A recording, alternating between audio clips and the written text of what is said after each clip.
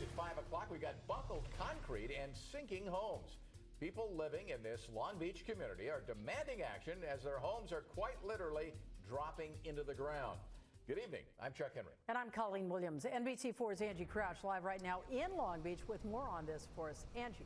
Yeah, Colleen, people who live at the Friendly Village mobile home park say this place is anything but friendly. Tomorrow, they're taking the owners of the mobile home park to court, suing them because the park was built on a landfill and now it's sinking. The fire hydrants are usually here at the ground.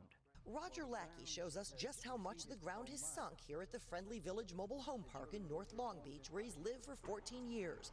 He says he stays awake at night worrying about methane gas that spews out of broken vents. And I was afraid there'd be an earthquake and these things would fall over and the whole park would burn. The park was built over a landfill and the ground is constantly shifting.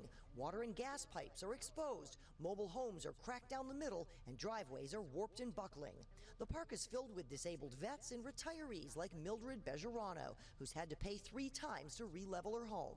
I have a certain amount of budget that I can work with. I have no savings to say of. Well, you can see I'm stressed just talking right now.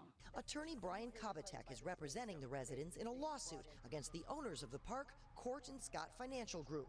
He says residents shouldn't be forced to pay to fix the problems because while they own their homes, they rent the land. In 1970, there was a deed recorded that said that the ownership of the park has to pay to re-level the homes. In 2016, state inspectors found that 174 of the park's 182 homes are not properly graded.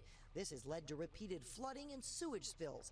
The park owners were ordered to make repairs, but Kabateck says instead they raised rents. The place is awful. It's horrible. And the people who own this place should be ashamed of themselves.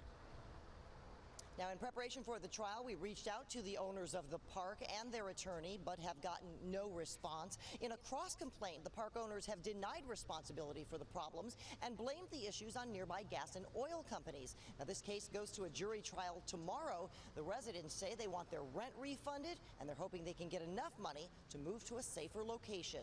We're live in Long Beach. Angie Crouch, NBC4 News.